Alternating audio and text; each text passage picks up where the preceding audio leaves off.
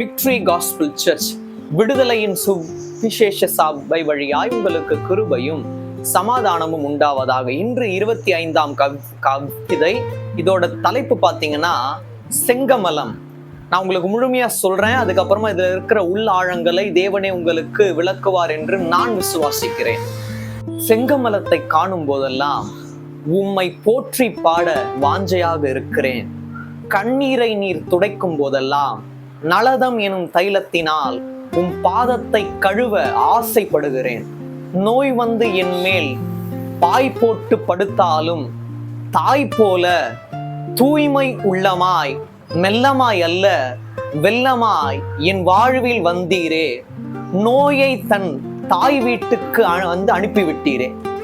நல்லா பாருங்க, செங்கமலம் அப்படின்றது சிவப்பு தாமரை. வெண்மையான தேவன் நமக்காக வந்து நமக்காக பாடுகள் பட்டு நமக்காக சிலுவையில் அடிக்கப்பட்டு அதற்கு முன்பதாக பல காயங்களை பெற்று முக்கிடத்தையும் பெற்று, அதாவது யூகிக்க முடியாத பல காயங்களை அவர் சுமந்து கொண்டதினால் வெண்மையானவர் சிவப்பு ரத்தம் கொண்டு ஒரு வெள்ளமாய் தந்தார். அதனால் அந்த செங்கமலத்தை காணும் போதெல்லாம் அவரை போற்றி பாட வாஞ்சையாக இருக்கிறேன். இந்த வாஞ்சை தான் இருக்கணும். எவ்வாறு ஒரு மானுக்கு நீரோடைகளின் மேல் வாஞ்சையாக இருக்கிறதோ, நமக்கு ஆவிக்குரிய தாகம் எடுக்கும் போது, மானுக்கு எவ்வாறு தாகம் எடுக்கும் போது நீரோடைகளின் மேல் வாஞ்சையா இருக்கிறதோ, நமக்கு ஆவிக்குரிய தாகம் எடுக்கும் போது அந்த செங்கமலத்தின் மேல் நாம் வாஞ்சையாக இருப்பது மிகவும் முக்கியமானது. அவ்வாறு அந்த வாஞ்சை இருக்கும் போது அவரை போற்றி பாட வேண்டும் என்ற எண்ணம் நமக்கு வந்து கொண்டே இருக்கும். அது மட்டுமல்ல, கண்ணீரை அவர் துடைக்கும் போதெல்லாம் நலதம் எனும் தைலத்தினால் அவர் பாதத்தை கழுவ ஆசைப்படுகிறேன்.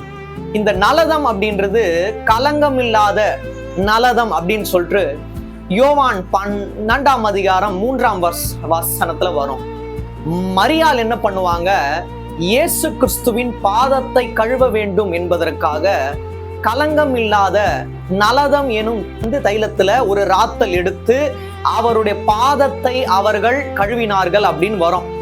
அப்போ நலதம் அப்படின்றது கலங்கம் இல்லாத ஒரு காரியத்தை குறிக்கிறது.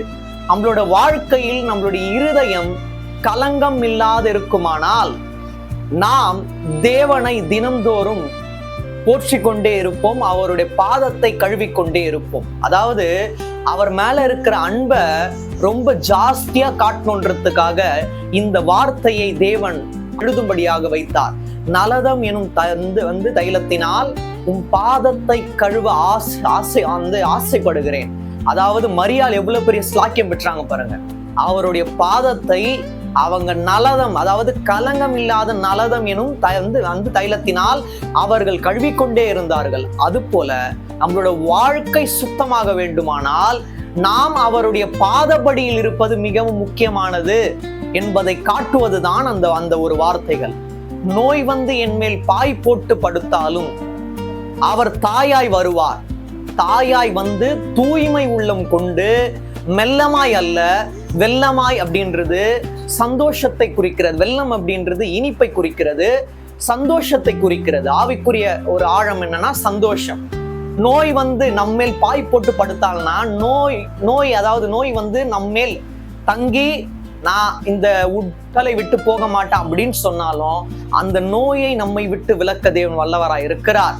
அந்த நோயை கூட தன் தாய் வீட்டுக்கு அனுப்புவார். அப்படின்னா விலக்கி வைப்பார், நிரந்தரமாய் விலக்கி வைப்பார். அதனால நோய் வருதுன்னு சொல்லிட்டு கவலைப்படாதீங்க. தாயாகிய தேவன் அவர் தான் எல்லாமே. தந்தையும் அவர் தான், தாயும் அவர் தான், மூத்த சகோதரனும் அவர் தான், எல்லாமே அவர் தான். அதனால இயேசு கிறிஸ்து என்னும் தாய் நம்மோடு இருக்கும் போது நோய் ஒரு நாளும் வந்து பாய் போட்டு படுக்காது. நோய்க்கு தேவன் இடம் கொடுக்க மாட்டார். அவரே நித்திய ஆறுதலாய் நமக்குள் நம்மோடு நித்தம் தங்கி தாபரிப்பார். தேவன் தாமே இக்கவிதையின் மூலமாய் உங்கள் யாவரையும் மென்மேலும் ஆசீர்வதிப்பாராக. ஆமேன்.